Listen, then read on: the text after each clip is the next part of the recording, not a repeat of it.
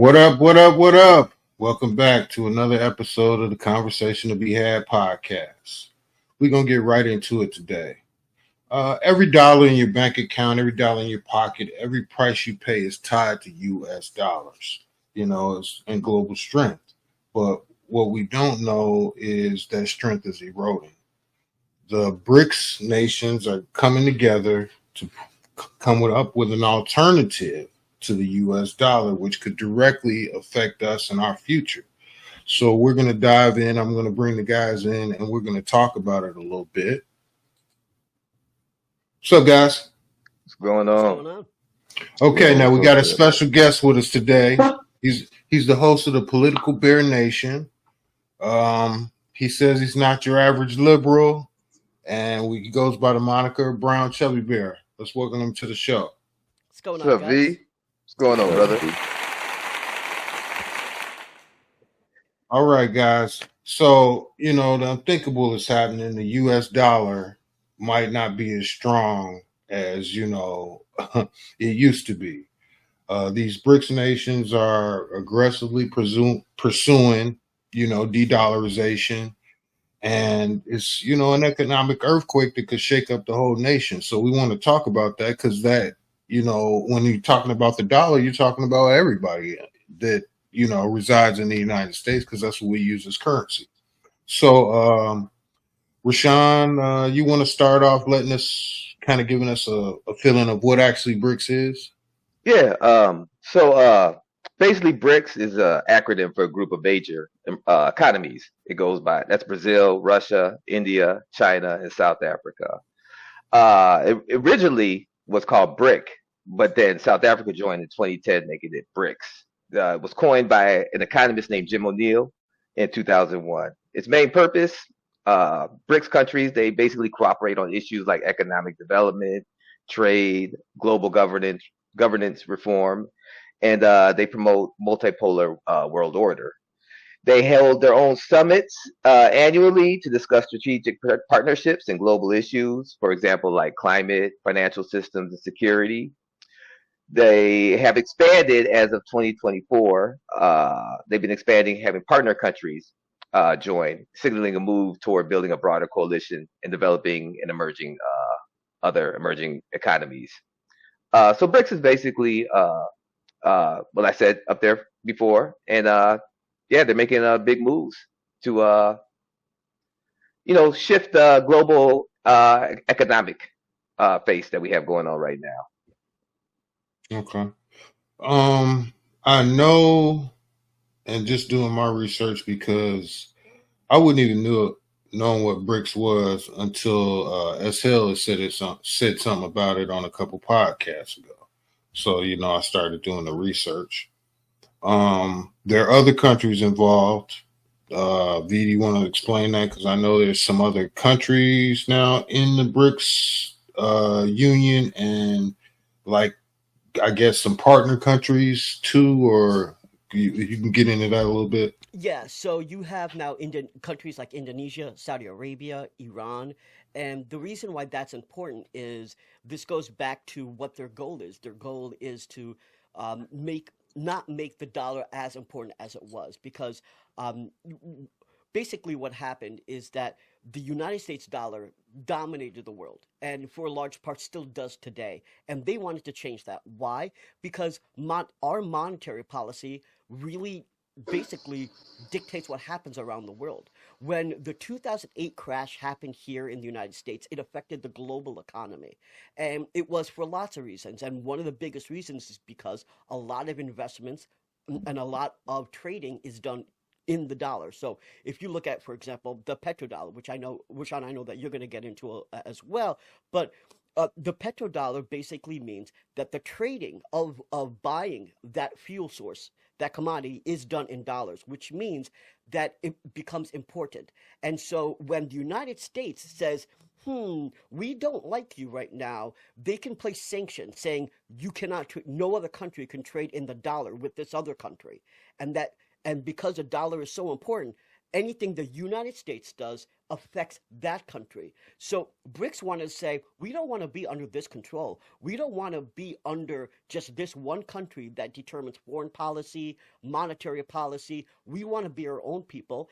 And so they formed these relationships with oil producing countries, as well as, like I said, Indonesia, which is the largest GDP in their region, which is, a great add. And then, like I said, Saudi Arabia and enemies like us, enemies that we have, like Iran. So BRICS is, a very, very important for Americans to understand. Donald Trump calls it attacking America, and I don't necessarily agree with Donald Trump on almost anything, but he's not necessarily wrong here. Their job essentially is to decrease the value of the dollar to make their investments and their currency stronger. Exactly. Yeah. Exactly. So What go you ahead. got? Go ahead. I'm sorry. Okay, Go ahead. SL, you want to chime in? Let us know what you're thinking about this. Yeah, I agree with V. Their ultimate goal really is to challenge the existing world powers to begin with. You know what I'm saying? They bold enough to have even had a trajectory date of 2050. And this was, back when, like, Sean was just talking about how it got started. This was back when Jim O'Neill and such when they got started in '01. So just saying to say once again, like V was saying, um, their ultimate goal is pretty much to bring down the American dollar.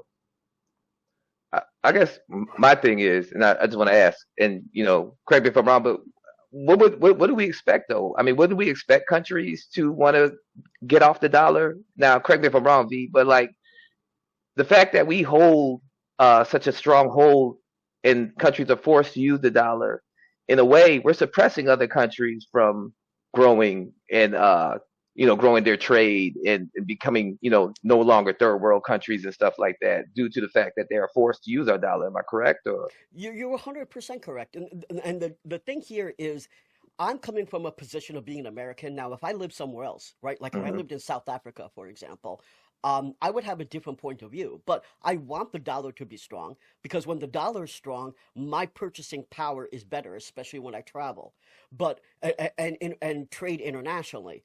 But when the dollar is weak, like right now, the dollar is the weakest it's been in the past 50 years. That's not good for me. That's not good for any of us that actually depend on products and sometimes services Correct. internationally. And BRICS, the goal of BRICS is to reduce the power of the dollar. So not only does it reduce our chances on the world stage to impact foreign policy, but it directly impacts the average American, because when the dollar value is not there, there's a lot of effects that come into that. So, I don't want to too broadly describe it, but let me just give one example, which is right now our debt is incredibly high, right? It's 124% of GDP. And as the dollar gets more and more devalued, that means it's going to be harder for us to borrow money. If it's harder for us to borrow money, how can we actually perform the services that we want to perform? How can we fund national security? How can we fund Medicare? I mean, all of these things matter. The power of the dollar is very, very important. The weaker the dollar is, the harder it is for the average American and the federal government to actually provide services for the hundreds of millions of Americans that rely on it. So I guess my thing is okay, and I agree with you on all points, but like so it's a us versus them basically kind of view that we're taking this. So in order for America to be strong and the U.S. to be strong, they need to be weak, right? Unfortunately, that is the case, yeah. It has But, to be. but do you It's, think that's sustainable? Like, is that sustainable globally? Like, I it's don't see that all. being. What's that? It's been like that forever. No, since night. I mean, empires fall. You know what I mean? So this all The, began after World the War. only other nation with a GDP that's been even close to the United States was, I believe it was Nazi Germany. Well, I You go might ahead. want to What? look that up, but I believe that's the closest nation that we're the top, but that's the nation that's come the closest to having the highest as high of a GDP as us is Nazi Germany. So what I'm saying is, like, our dollar has always pretty much everything is based on our dollar, how much you can get for our dollar. Yeah, You know what because I they mean? get it's a high interest that they get when they use our dollar. You know, so like when they buying or trading different things around the world by using the American dollar, the interest that the Americans pay back. So let's say like if you're doing it on the level that they doing it on let's say on a high power level, hundreds of thousands and millions of dollars, then you could imagine what the interest would be on that. So if they getting paid in that type of way, you could imagine too once again how they would really want to use the American dollar. But I want to say too, man, that I think what started pushing them together was, I don't think, like we were just saying, they don't mind using the American dollar, but the different threats, what I'm saying, that the Americans started putting on these different countries around the world, I think, caused the other countries, to start to band together. For one, I'm gonna say like about Trump. I won't put it on Trump, but recently, a few years ago, the United States was allegedly accused of sabotaging that pipeline from Russia over to Germany when Russia is pushing natural gas to Germany. And yeah, long story short, that kind of pushed Putin over to BRICS. That's what pushed Putin over to BRICS. But then, saying that to say too, 400, I think it was reported $450 billion that Putin lost, well, Russia lost. That's a lot of money, you know. And let's say if that's going on with, the rest of the countries in the world, that one move right there pretty much made the other countries feel uncomfortable. Okay. How would Trump's tariffs and BRICS work together? Oh, Can, can I go can ahead, I V. tackle that? So first of all, I want to say that I agree with everything that you just said there, but the one thing there is that the reason why BRICS and all these other organizations really that want the dollar to be devalued and not to trade in the dollar is our foreign policy. It's because we've been in too many wars, and when our foreign policy is we flat out say this we are not going to support this country, then it affects them. And when it's us, it's literally the United States alone that says that. It's a big problem. And so that is the reason why BRICS honestly is gaining so much momentum. Now, the trade policy is now exacerbated that to the sky because what Trump has done is basically put, in some cases, 100% tariffs just because he feels like it. I mean, look what he did to Brazil because he liked the guy that was president and said, "Oh, you were mean to him. Now I'm going to put a tariff on you." So because we also have someone that doesn't have a level head on his shoulders, right? He's literally insane. And so if someone like that, we voted for him twice. Think about that, right? The most powerful country in the world, the So largest who's GDP, insane? Trump and his supporters. You're right. You're right. It's not No, just Trump. yeah, It's his I'm supporters. saying like we voted for. He's been the president twice. So So you cannot. who's really the insane ones, us or him? You're right.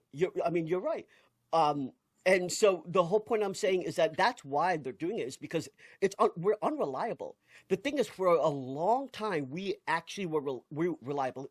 Even when you had some what we consider the worst presidents, right? George W. Bush started the war with Iraq and Afghanistan at the same time. Insanity. Iraq was crazy. Afghanistan, you can make the argument there, right? We were attacked. You had to go in. But Iraq, that was insane.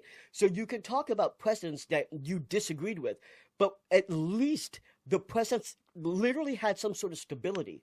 There is no stability here. One day there's a tariff on 90 different countries, and the next day it's paused. And because of that instability, countries are like, we cannot rely on the dollar. We cannot rely on American foreign policy. We cannot rely on American monetary policy.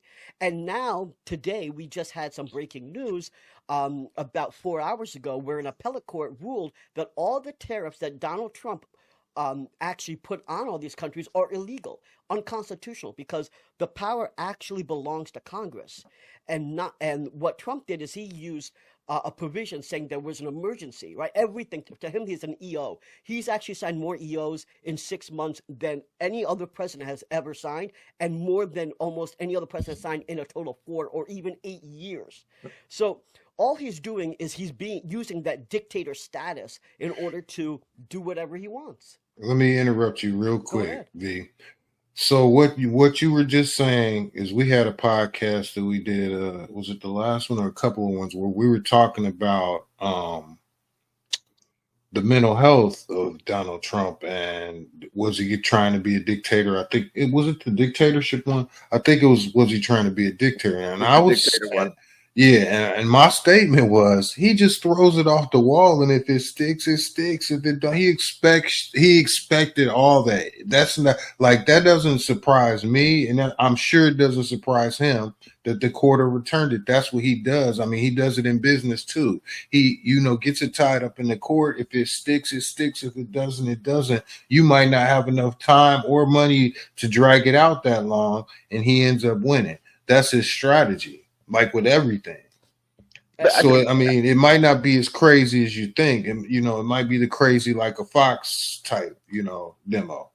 but I get what V's trying to say though. Like I think so.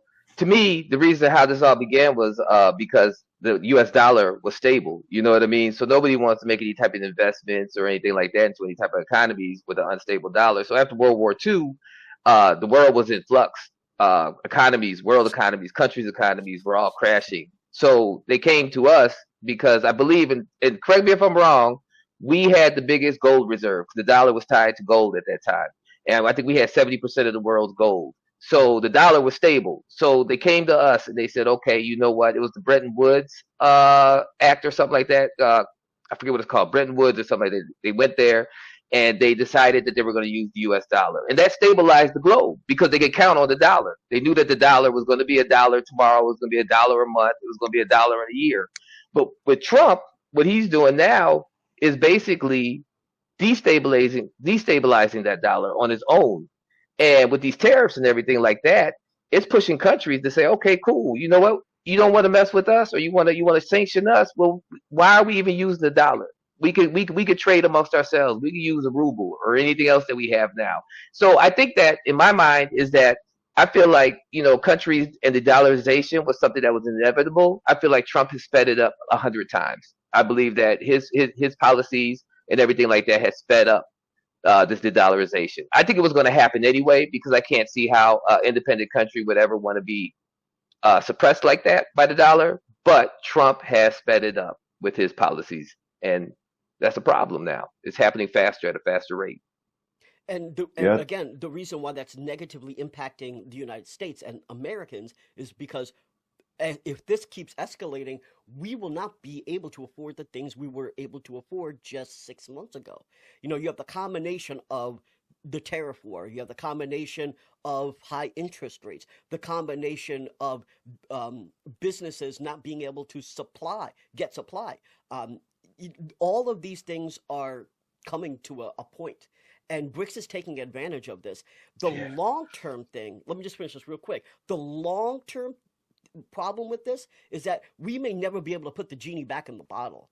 So this is some people may Genie think ain't that, oh, going. we're going to fix this in 3 years. Trump is going to leave somehow, and we're going to elect a Democrat in the president in 2028, and we'll fix everything. No, this stuff that's happening right now is going to be a permanent change, and that is what's so scary about it. Is that what's a lot of people think we can fix this after 2028.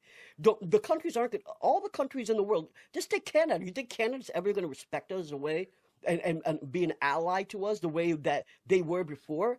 That's over. You think the European Union is going to ever trust us the way that they've trusted us? You think we're going to be part of their national security plan, of their regional plan? I mean, the world is changing right now. And it's not just the 6 months of Donald Trump. It is going to be for literally my entire lifetime. The rest of my time here on Earth, we will see us literally trying to pull back the power that we used to have. That soft power that people talk about when you watch the news, we're losing it every day, little by little by little, and BRICS is eating that up. Yeah. Go ahead, SL. I'm sorry, I didn't want. I know yeah, you I was was about to say going. something. Yeah, I was thinking too, man. Some of these moves that Trump is doing, especially Trump, because I think Obama, Obama was in agreement, and he was in agreement with the trade, Pacific program. Biden really wasn't paying it too much attention, But then, Trump, I feel like, some of these moves that Trump is doing are kind of hate, out of haste, panic moves, if you will, right? because he understands, the importance of still having, you know, let's say global dominance. You know what I'm saying? Outright. United States is really only 5% of the world, and then considering all of these other countries that's banding together, I think they up to 20 now. You know what I'm saying? V, you had mentioned some of the names, um, and but I going think into say, Venezuela just signed with them. I think uh, Venezuela just became part of BRICS. but let's say what I think people need to know too is that a lot of these wars that we have in, or let's say not wars, let's say agreements or trade agreements, or the need for these other countries. Got stuff to do with the minerals, and minerals, Mhm. and very important. We're talking about dietary, building materials, just the common global, minerals, that we need to survive. You know, these are things that the country need, and so that's why a few podcasts ago we was talking about some of these necessary evils that may need to happen if people don't be understanding, the importance of some of these deals. You know what I'm saying? Let's say some of these minerals I'm talking about is zinc, potassium, calcium. Um, you know, So I Well, agree. let me propose this to you guys.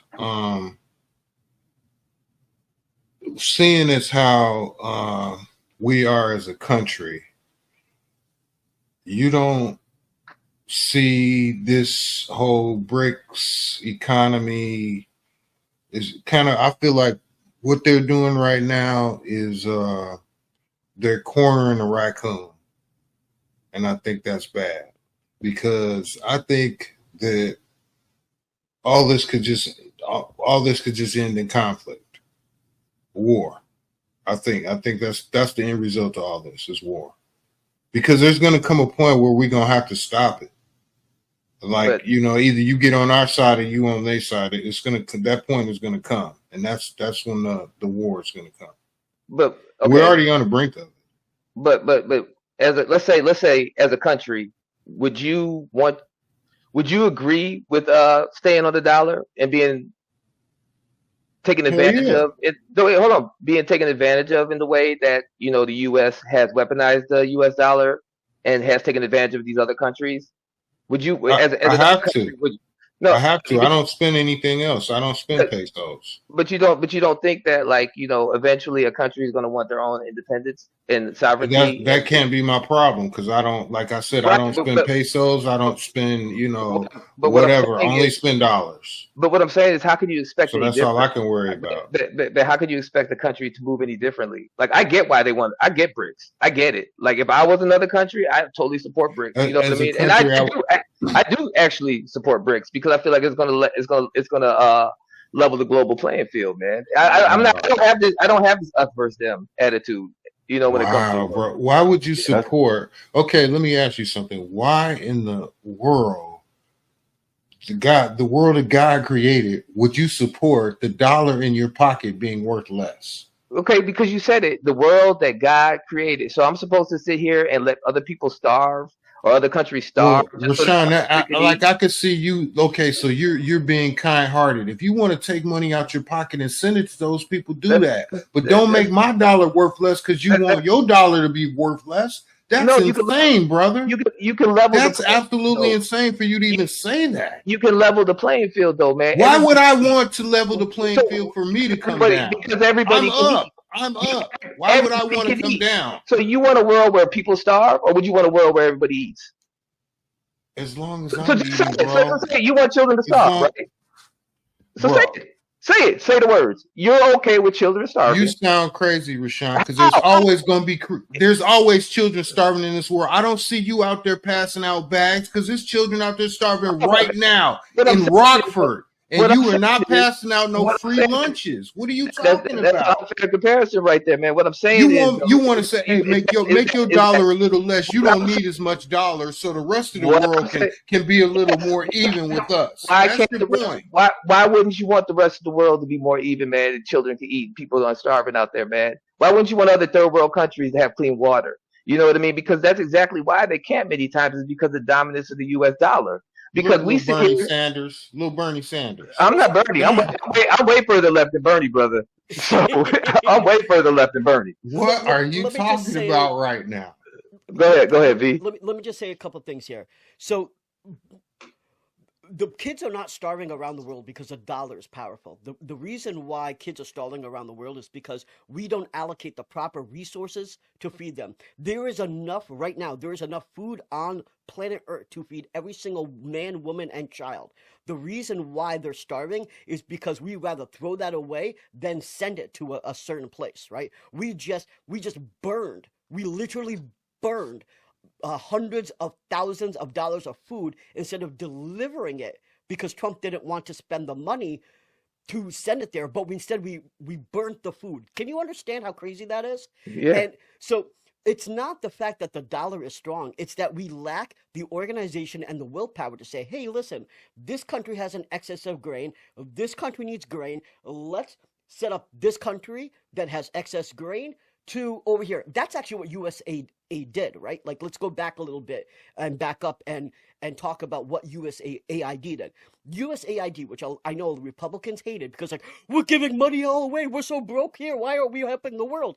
USAID saved millions of lives. And already the estimate is that the destruction of USAID has cost 330,000 lives already. And this is only month 7 in his presidency. So by the time that his presidency is over, the estimate is that it will kill more likely 3+ million people not being able to have the assets, food, medicine that we were delivering. This is not, and this is with us, our dollar being strong. So the reason why kids and single mothers around the world aren't getting what they need is not because the dollar is strong. It is because we lack the organization and the willpower to deliver resources in those areas. Now, there's complications with war-torn areas like Gaza, for example. You have Sudan, you have issues in Sudan. That you have those as well. But it's not because the dollar is strong. Making the dollar weaker does not change the fact that those kids are going to starve any less. In fact, they'll probably starve just the same. So the reason why you would want BRICS to survive is because you are living in a different country and you want their currency to be more powerful and you don't want to live and die based on U.S. foreign policy. And I understand that. If I was, like I said, if I was South African or if I was Russian or if I was You want Chinese, what's best for that? I For would Russia. want, I would want what's best for them, which 'Cause is that helps not you. having to follow the United States. But I'm an American, and I want what's best for America, and I Thank want what's best for you. American children. I want what's best for what's my wallet, and I want what's best for all of your wallets, not just me, but all of the hundreds of millions of people. That includes the 20% of children that don't have food here as well, and it's good. I'm telling you right now, the lower value of the dollar will increase the amount of children that are starving in America as well. So I'm sorry, Rashawn, but I do not agree with the statement that if BRICS succeeds, that will lead to less starvation around the world. I don't think the correlation is there. It's not. And that's what I'm trying to Yeah, tell them. Like, if you feel that way, go outside, step right outside your front door. There's plenty of homeless people out there. You can say, you ain't even got to go around the world. So you can go around the block. And there's homeless people, dude. You can go help them. If you feel like, but don't wish my dollar to be worth less money because you feel bad for kids and other starving kids in other countries. Don't take money from me. Why you want to hurt me to help some kids some kids you ain't seen, but you just know they're there in another country? I just feel that countries should be able to trade freely between themselves without having to come to the U.S. as the middleman with the dollar. I feel like if Russia wants to trade with China, they should be able to trade. Or if Russia wants to trade with whoever, they should be able to trade with whoever. Or if Saudi Arabia wants to trade with Argentina, they should be able to trade with Argentina. They shouldn't have to come. So what happens is you have country A and you have country B. Country A wants to trade with country B. Well, cool. So they do the trade, but in the middle of that trade, they got to hit a U.S. bank. And that U.S. banks in between the country A and the country B. And let's say the USA, they have to, and that bank, because they're using the U.S. dollar, they have to abide by U.S. laws and U.S. foreign policy. So let's say, you know what I mean, country A wants to trade with country B, but we have beef with country B, so we're like, oh no, we're not gonna allow that, or we're gonna sanction your money, which is basically stealing money. You know what I mean? I don't think that's right. And so I feel like lots of times, yes, I agree. You know what I mean? No, maybe I should have said it differently. No, I don't want to see the dollar weaken to a point where it crushes our country. I just want to see other countries able to make the moves that they need to make so that they can succeed on their own as well and take care of their country. And that's what I think my point is. You know what I mean? So, you're like it's us versus them and all that. Well, that's the problem that we have globally right now anyway, because everything's us versus them and everything. So I'm not mad at BRICS. I feel like BRICS is inevitable. I think it's going to happen anyway. You know what I mean? So and Trump's just speeding it up. But my main thing is that I feel like countries should be able to make decisions that's best for themselves without us intervening in between it because it goes against what we would want. I will say one thing though. There are many times, and again, let's take Trump out of the equation for a moment. But there are many times that the reason why human rights around the world has been able to step up a level is because of the control that we have on the dollar. Because we're saying, hey, we want to allow you to trade with the dollar unless you stop genocide here, or unless you stop putting 5-year-olds in your factory, and we were able to dictate that. So the power of the dollar means that we had the power of dictating their social policy, their monetary policy, how they treat their children, how they treat their elderly. It's not all negative. Now, obviously, right now we're living in a world under Trump where it is negative. But if you take that away and you talk about like what happened in the past 50 years without Trump, well, much of it is positive. Now, obviously, not all of it's positive. But again, there's also just the benefits that we have for us is very, very, very positive. For example, But uh, there are American companies that used to be able to say, listen, I'm going to pay in US dollars, give me a 10% or 15% discount. They take that money and then sell you the product that they traded at less cost.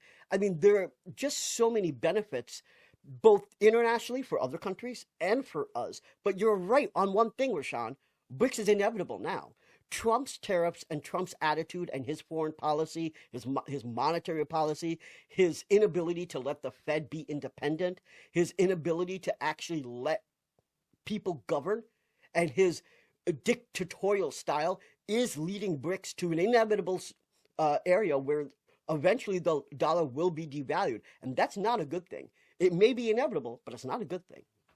Yeah, because India and China, they building up together. yeah. Both of And them you, are big manufacturers. And when Trump had, he was talking. I know everybody know he misunderstood. Man, he was talking about India was taxing the United States 52%. The United States was only getting 26% or something like that, and he was trying to make it out to be that India was cheating us. But I think that whatever plan it was that was working, the other presidents didn't mess with it because it was working. The United States was getting something out of it. We wasn't at war like this. Different countries, everybody wasn't at each other's throat. I think one important thing you said too, and I agree with you, SL. And I think one important thing too is the fact that what you said earlier, B, was about how is we're not going to be able to put the genie back in the bottle. I mean, we've already hurt our main allies like Canada and Mexico, they're done. I mean, not completely done because they still have to deal with us, but the attitude has significantly changed. And the thing that got me too was that Trump, when he got into office this year, he was mad about the trade deal that we had with Mexico and Canada, but it was the deal that he made in his first presidency. He's literally mad at his deal. That was his deal. You made that deal, and you're upset about it. And he tried to frame it in a way where we're getting cheated. Well, that was your deal, brother. You know what I mean? So I feel like with Trump, what he should have done is he should have tried diplomacy first. He's a bully. He just wants to bully countries, and he's so used to running his own companies like that, where he bullies people. Where as Charlo, you was talking about how he just throws things up to see what sticks. You're right, because that's what a bully does, and he bullies these countries. And when he could have just went the diplomatic route and saved us a lot of pain. And then like down the line, let's say things didn't work out diplomatically, then you at least have something to stand on where you're saying, okay, we tried this route, they're still not going this way, so now we're going to do tariffs. But we just do tariffs on countries and pissed off a bunch of our allies, and yeah, it's going to affect our global dominance in a negative way. Let me say one thing, and I know this is not the Donald Trump show, but I need to make sure that people understand this thing about tariffs because I've been talking about this obviously since 2016, frankly. But the bottom line is that um, the trade deficit, this is what Donald Trump keeps complaining about. The trade deficit is an accounting term. It means literally nothing. When he says that they're taking advantage of, this is what he's saying, Rashawn. He is saying, hey, Rashawn, you know what? I got a merch store. I sell a lot of Texans gear. You buy it. How come you don't have, this is not reciprocal? This is what he's saying. There's a better analogy, probably. Okay, I'll give the better analogy, which is, I have a relationship with my hairdresser. I forgot who gave this analogy. It wasn't me. I'm ripping this off somebody. And he said, I have a relationship with my hairdresser. And I go to my hairdresser all the time. He cuts my hair. But my hairdresser never buys anything from me. That's a trade deficit. That's exactly what Trump is pissed off about. If we trade with a country, that is say that's only has diamonds, for example. How much can they trade with us?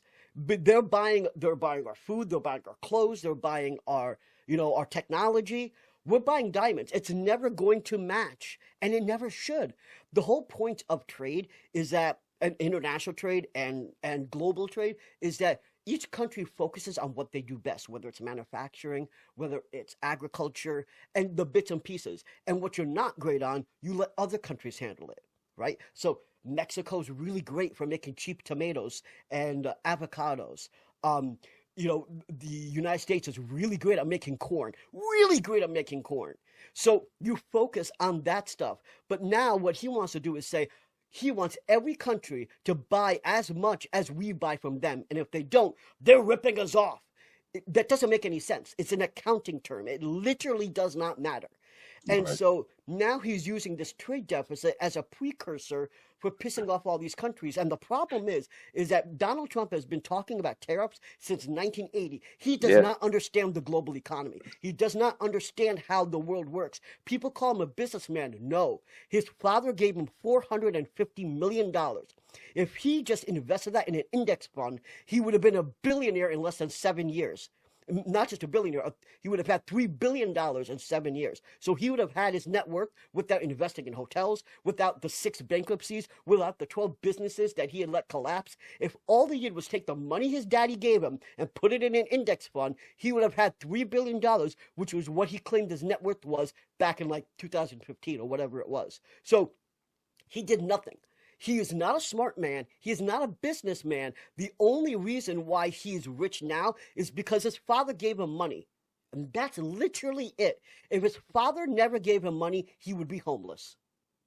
I think you make a good point too, man. When you talk about the trade deficit, you can't expect a country like Cambodia to spend as much money with us as we might spend with them, because they don't have it. You know what I mean? They don't have the population. They don't have the money. They're not as developed as us. You can't expect Cambodia to match us dollar for dollar on what we spend and what they spend. It's crazy to even think that way, and that's what drives me nuts about him. And that further, like you said, shows that he does not understand the global implications of tariffs. He doesn't get it, and there's nobody there to tell him it because he's not going to listen.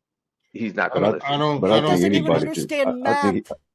I think you're supposed to know anyway, you know what I'm saying, as far as, like what the, understanding what the foundation or the security in which the trades and everything is established.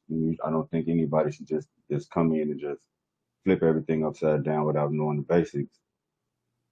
Yeah, no, I agree. Go ahead, Charlo. I'm sorry. I think that I don't think that he's doing I don't think that he looks at the disparity from a business aspect. He looks at it more of from a king and loyalty by his servants. Like, okay, you're totally dependent. You're a little shitbag country. That's probably what he would call it. Actually, is a little shitbag country off in the middle of nowhere. And I bless you with this and that, and I buy this and that, and then I put this money in your economy. You shouldn't buy anything else from anybody except for me. Or if you do, you should ask my permission. Because I basically let you live. That's his philosophy. I don't think he look at it like, oh, we're doing 17% and they only do get 2% from us. I don't think he look at it like that. He's Who did not. he? He don't. His numbers don't register in his head like that. He's not the the Warren Buffett guy. It ain't like he know numbers and he can spit them off to you. He wouldn't be able to tell you 2 + 2 probably. You're You know. right. Though. Who did he just put like 50% tariffs on for buying oil from somebody else? It was like Japan or somebody, wasn't No, it it? was India. It was India. So, India. yeah, India's buying fuel from Russia, and so he put a heavy tariff on India. Well, you know, Yeah. he said too. This another reason why I know a lot of these things is just being done out of haste or panic, a panic move, so to speak, because he was going to put 150 percent tariffs on anybody who entertained the conversation for de-dollarizing. I mean, for devaluing the American dollar. I'm talking about 150% tariffs for entertaining the conversation. And then it was something else, high powered he did, you know. Yeah, So staying to entertaining the say, conversation is not a legal move. That's some emotional stuff. That's what I'm saying. That's some betrayal. You talk to my enemy, you know, or you're plotting against me. You know, it's none of this. Like you guys, I watch as because you see, I'm just listening, and you guys are trying to put it in a rational, like framework. And when you're talking about Trump, you can't do that.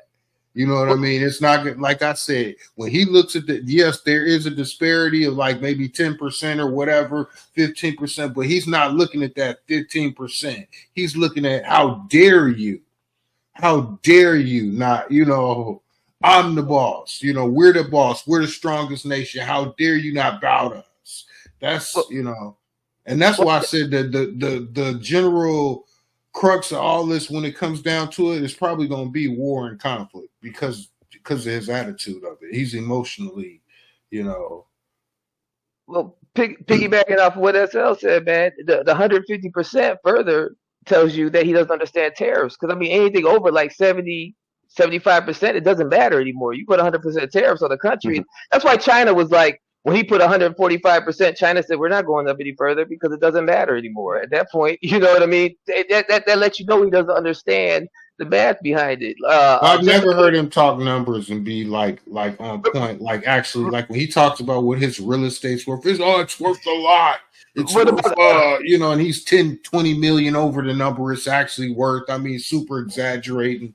He's never on point when he's spitting factual numbers and stuff like that. That ain't his forte. He's an I mean, emotional guy.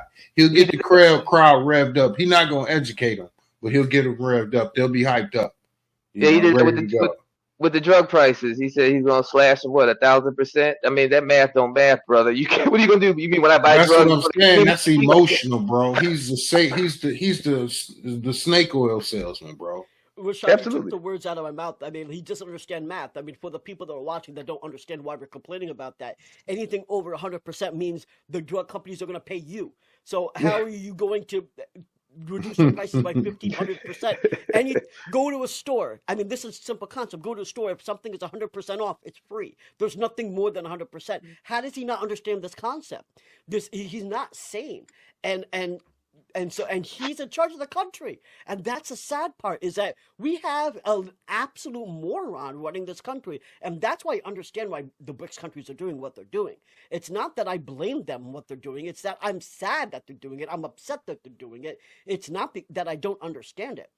It makes perfect sense what they're doing. If I was them, I would be doing it too, but I Me just know too. it just sucks as American that they're doing it, because my life is going to be harder because of it.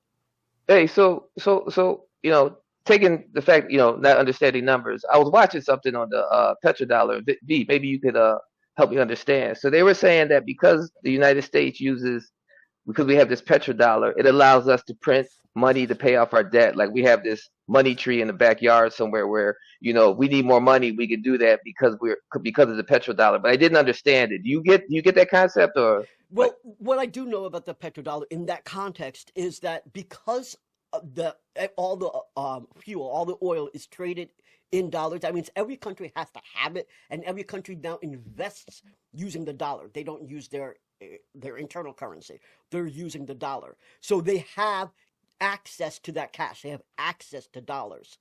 I don't understand when they say print money, because right Mhm. now, like I said, we're 124% of our GDP is in debt.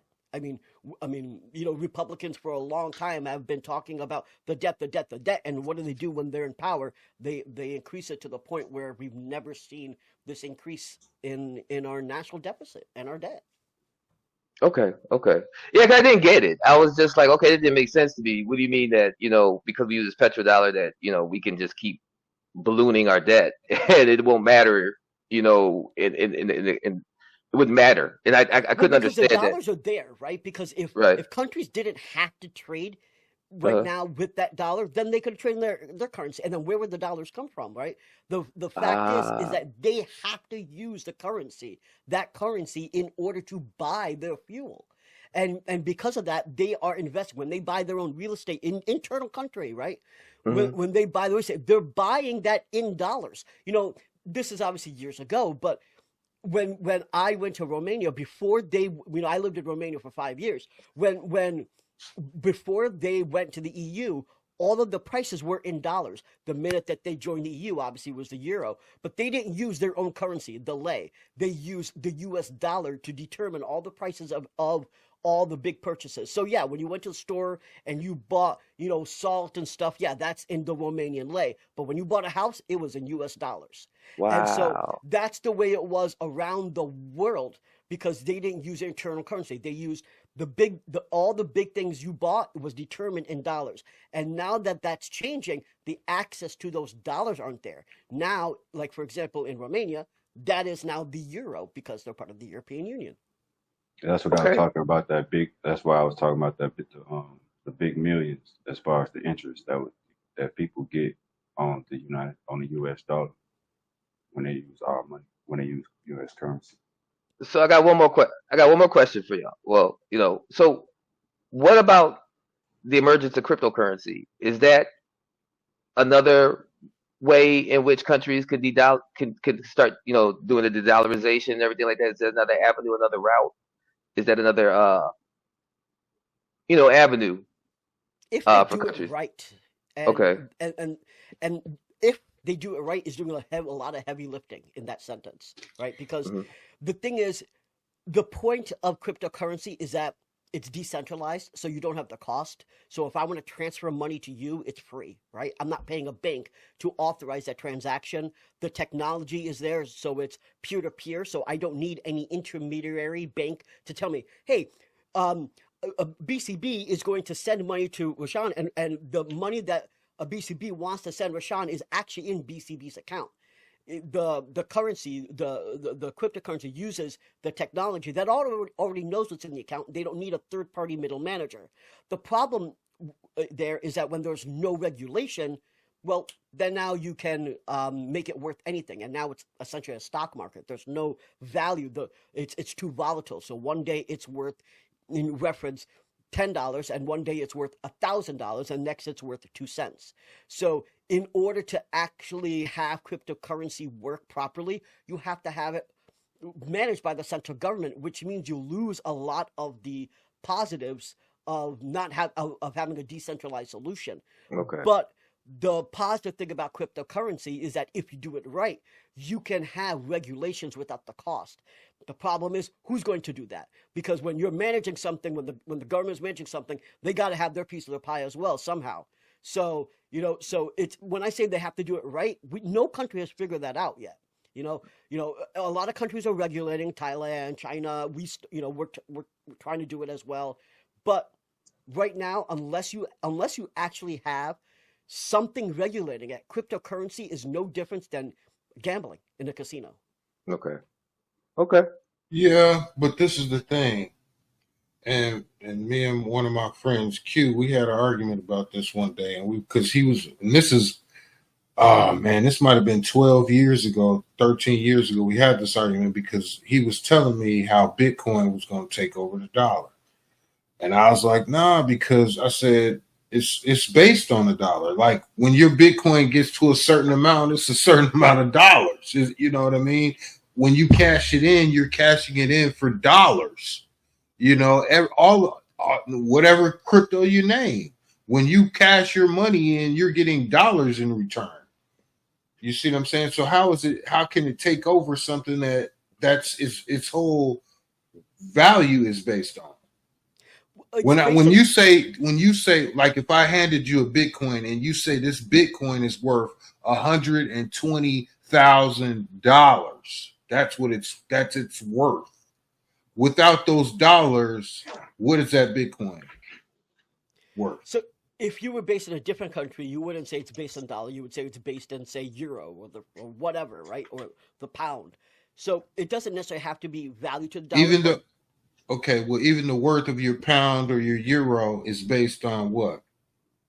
right now, you're right. Right now, a lot of that is based because of the value of the dollar. But now that the Right. dollar is being devalued and it's becoming less and less powerful, right? Again, going back to the BRICS thing, is that you can have a cryptocurrency have value without the dollar necessarily being what you're attributing it to or what you're connecting it to.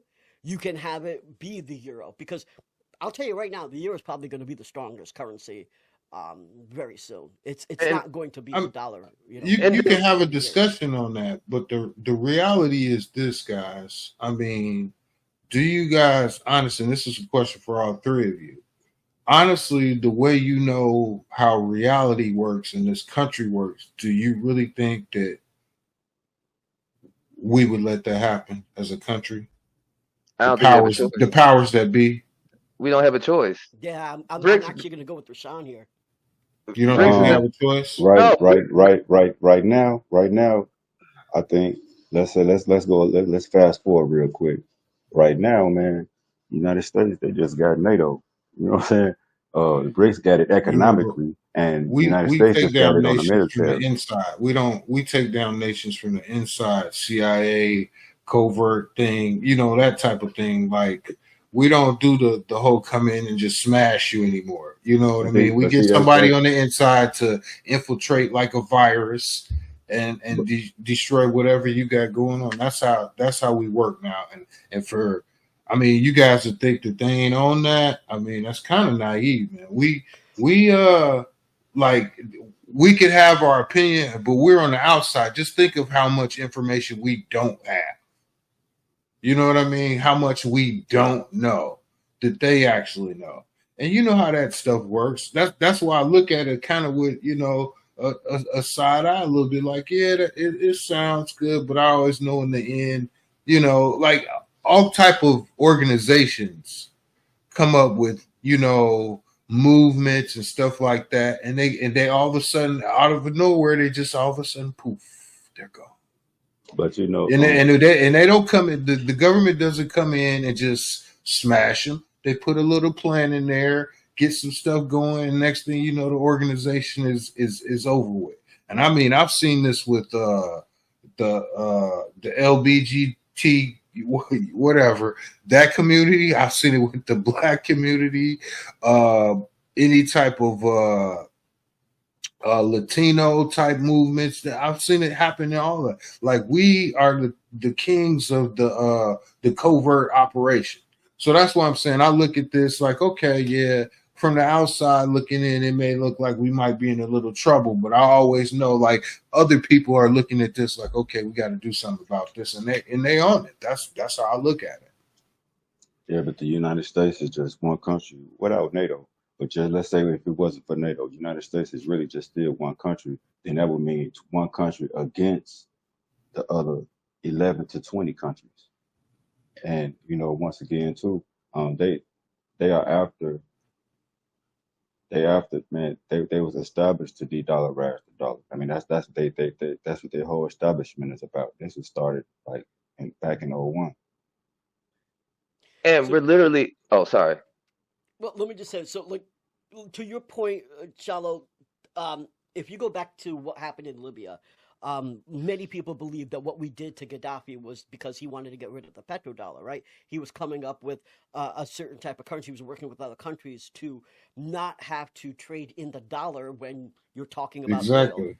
So and what do? We bombed the beep out of him, right? So and so you're right that we're going to make every attempt not to make that happen, whether it comes violently, whether it comes in terms of war, or whether it comes secretly in terms of CIA assets and etc. I'm not denying that, but I think what we also have what's happening right now with Trump and economy, the way the world looks at us, is that every single day we lose more and more and more soft power, where we are losing the ability every day to actually do those things, because we're at the point where we're in a week. We do not know where this country's views are going to be. We don't know where the dollar is going to be. For since we haven't seen our treasury bills be this volatile since the 80s. All right? It's been that long since the treasury bills are considered one of the most stable things to invest in. And the only reason why the first time when Donald Trump rolled out the tariffs, and then suddenly he rolled them back after they all went on every single show saying, we will not roll this back. This is not a negotiation. Why? Lutnick. Lutnick basically forced him to. Why? Well, Lutnick's company, what does he do? Lutnick's company sells treasury bonds. He gets paid on the transactions. And he was losing tons of money because no one wanted to buy treasury bonds anymore. No, and the treasury bonds are the standard of investing. When the big Saudi prince wants to put money somewhere, where does he put it? In T-bonds. When Putin, before Crimea, we're talking pre-2014, wanted to put money somewhere, what did he buy? T-bonds. Everyone, all the rich oligarchs around the world, they all put their money in T-bonds because it's the safest way to just put money there and know, because we have a great rating, we're always going to pay our debt, right? That's not the case anymore. Since Donald Trump has been president, we dropped in rating. The value of the dollar is the lowest it's been in 50 years. Our T-bonds used to be about 4% to 4.2%. And now it's going close to 5%. So that hasn't happened since the 80s crash. So if you look at the way the markets are performing, I got to agree with Rashawn that we're coming back from the point of no return. This is month 7. Only month 7. We've got 3.5 more years to go. The fact is that the economy is going to get much worse. And the rest of the world will not trust the United States or the dollar.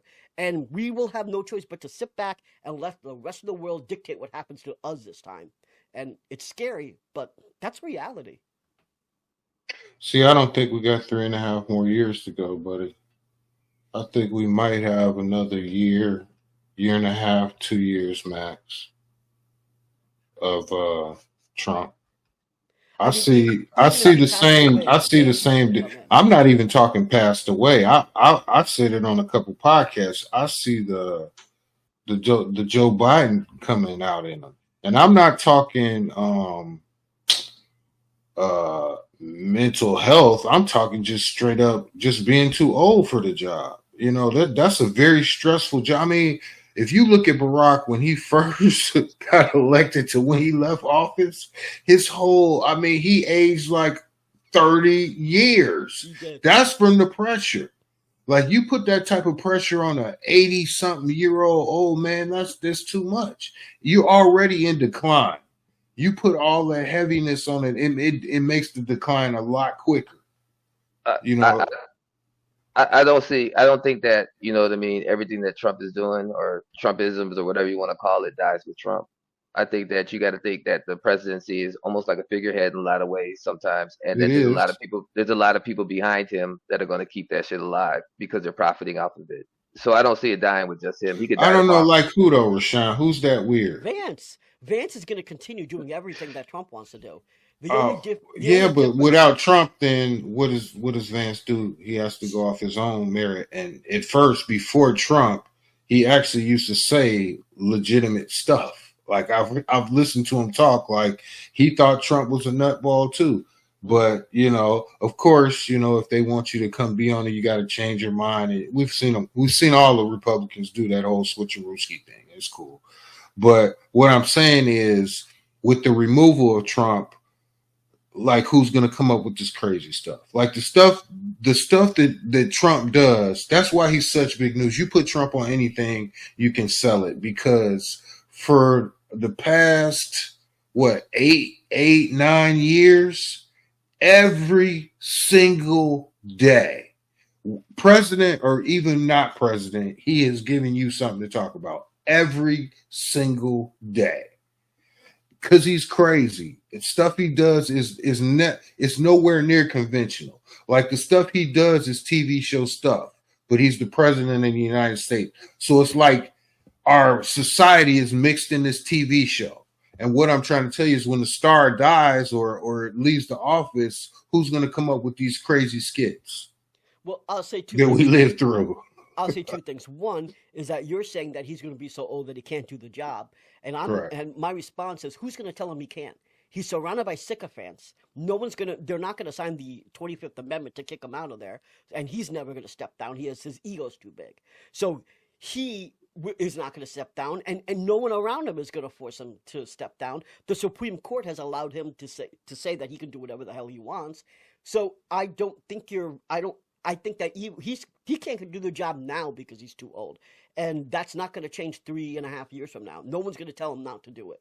Now, if that so happens that something happens to him, like he's medically unable, like he's on a hospital bed or something, Vance is going to continue the policies of the tariffs and stuff like that.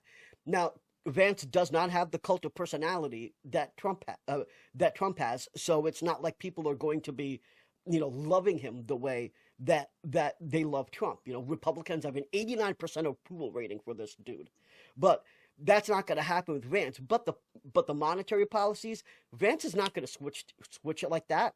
It's going to stay consistent. A lot of these things are going to stay consistent because, as Rashawn said, now that these guys know what the policies are, they know how to make money because of these policies, and they're not going to change it midstream. Yeah, but they don't. You see what I'm saying? They don't do the Trump show like a lot of the stuff he does. He knows it's totally legal. He knows you're going to take it to court and battle it, and he's probably going to get it overturned. But he does it anyway, so he can do it while you're taking all that time. I mean, it's a business tactic that he's used a million times. Like I said, that's what he does with you sue him, he keeps you in court till you run out of money, and time to even fight it or give up or settle with him.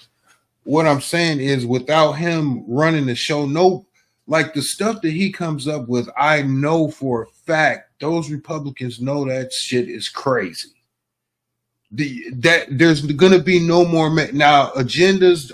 Do they have their own agendas? Yes, I totally agree with that. But what I'm saying, his particular agenda, the show that he put on, is because he doesn't even know the Constitution. We got a guy that's president that doesn't even know the Constitution. That's why he can go make up stuff. He just flies off the hip because he looks at the president like a kid would, like I'm the king of the United States. You know what I mean? That's how he looks at it. Not like, okay, I'm in charge of all the army, and because I'm the executive branch and I'm in charge of invoking the laws. They make the laws. I invoke them. They judge the law. Like he doesn't understand that that's how it works. It's like I'm the king, and whatever I say, they just got to do it like they work for him. No, they don't work for you. In the government process, they're your equal. It's a checks and balances. That's why they did it like that. So you don't have the power to do whatever you want. But he's doing it, which is illegal. And until you go to court and get it overturned, what happens? Whatever I said is real. I agree with you on that. Yeah, and so I'm saying we won't have anybody with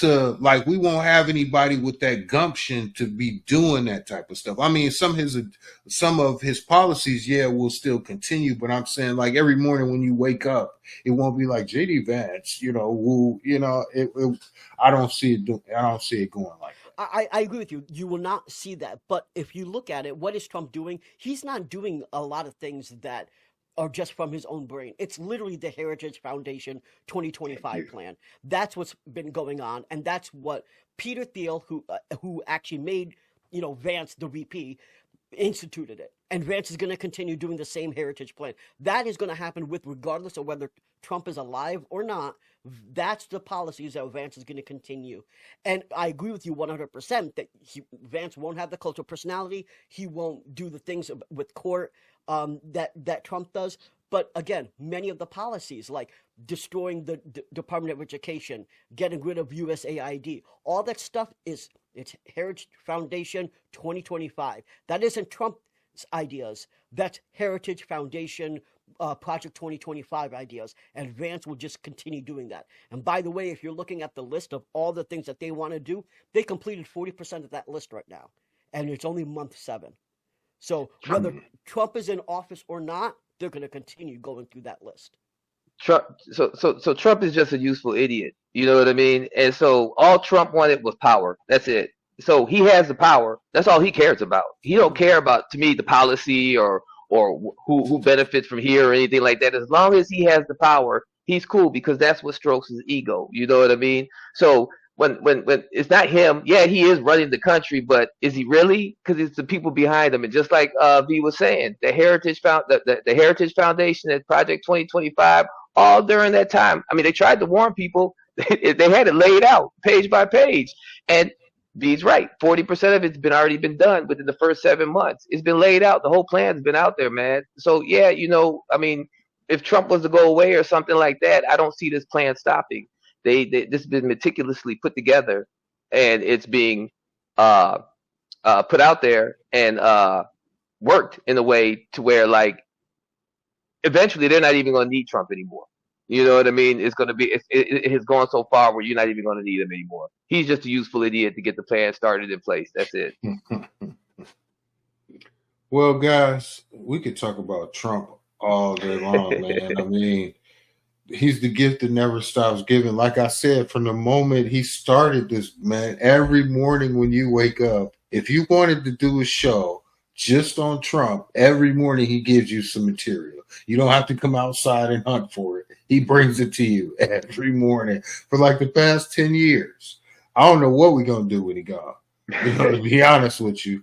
But the show was on BRICS, man. We got some useful information. I hope the audience did, because like I said, I didn't know what BRICS was till SL said something about it on a couple podcasts ago. And I'm, looking it up, man. I'm thinking y'all talking about cocaine.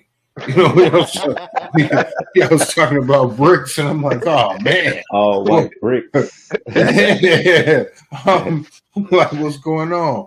But that's some useful information. I think that a lot of people, I ain't saying everybody, but a lot of people out there was like me, just going about their business and have no idea. And that's what this podcast is for.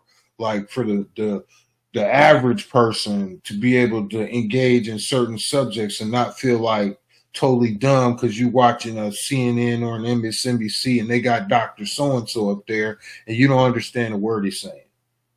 So we just talk about it in, relative, everyday terms, try to give you a few facts out there. It's edutainment, but the main thing is for us to just convey what's going on in the world in a more conversational mode. Like, we can have differences of opinion, but you can express that. And after expressing that, a lot of times you work stuff out. You know what I mean? And we're getting too divided as a society. So, we had a conversation to be had podcast, and that's our mission. We're just trying to, bring the people together, black, white, brown, green, yellow, all of us, because if we all stick together and come together, smarten up a little bit, we can make life better for ourselves and our country, and not be sitting here complaining every day about, this person doing this or this person doing that. So, and I appreciate you coming on, V. Like I said, everybody tune into his show, The Political Bear Nation. It's on YouTube. Be sure to subscribe. It's the Brown Chubby Bear. He make him famous. He makes some good points. I like you. You're a smart guy. We're gonna have you back on.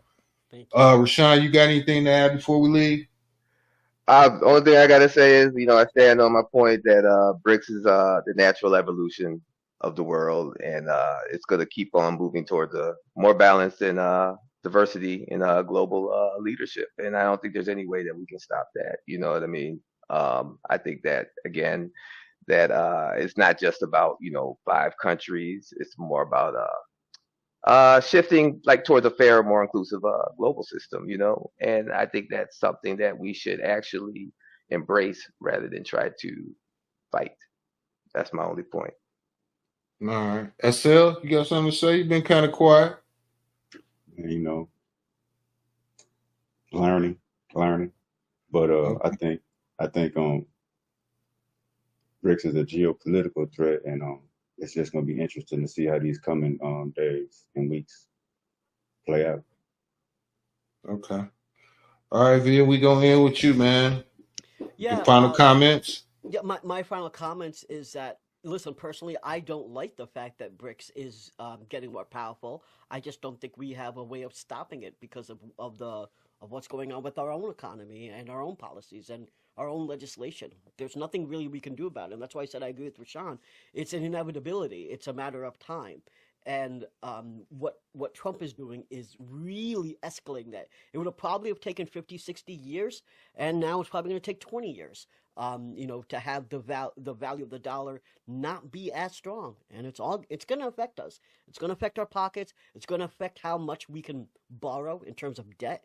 It's going to affect how much we can fund national security. It's going to affect every single part and parcel of our lives, and it's not great. And hate to end that my part of it on that note, but it's reality. And yeah, BRICS is here to stay. Okay. All right. We appreciate you stopping by. Be sure to check his podcast out, the Political Bear Nation, on YouTube.